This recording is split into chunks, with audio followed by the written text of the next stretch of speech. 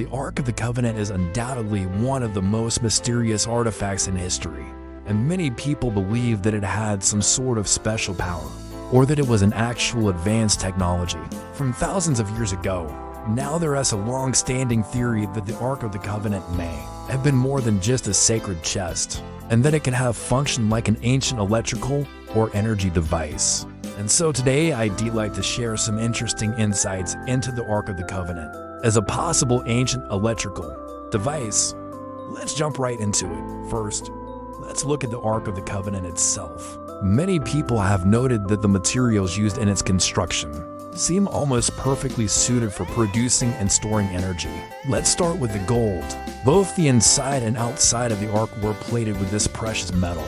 Now we know that gold is one of the best electrical conductors in the world. But the acacia wood core of the Ark would have been a good insulator, which means that it would have prevented the flow of electricity between the inner and outer gold layers. This very thing is how a Leyden jar works, an early type of capacitor used to store electricity.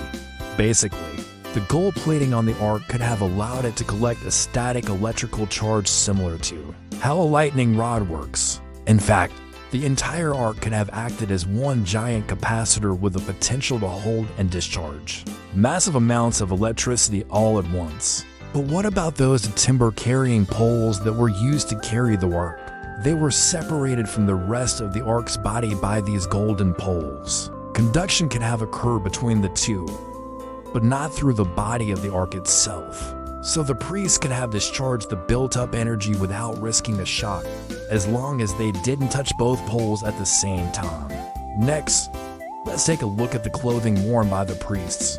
The high priests wore linen garments, which we know was an excellent insulator. This would have protected them from the electrical charge stored in the Ark. However, the breastplate worn by some of the priests was made of non-conductive material and was overlaid with precious gemstones. The ephod, or priestly vest, may have acted as a grounding layer, safely discharging any static electricity that built up on the wearer's body. This is also supported by the detailed ritual washing that the priests were required to perform before coming into contact with the Ark. This can have served to further discharge any static electricity that may have been present on their bodies. Now, some people also point to the death of Uzzah as evidence of the Ark's possible electrical nature.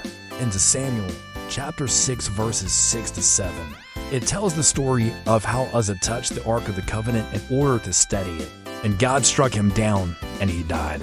This could have been a high-voltage discharge similar to what happens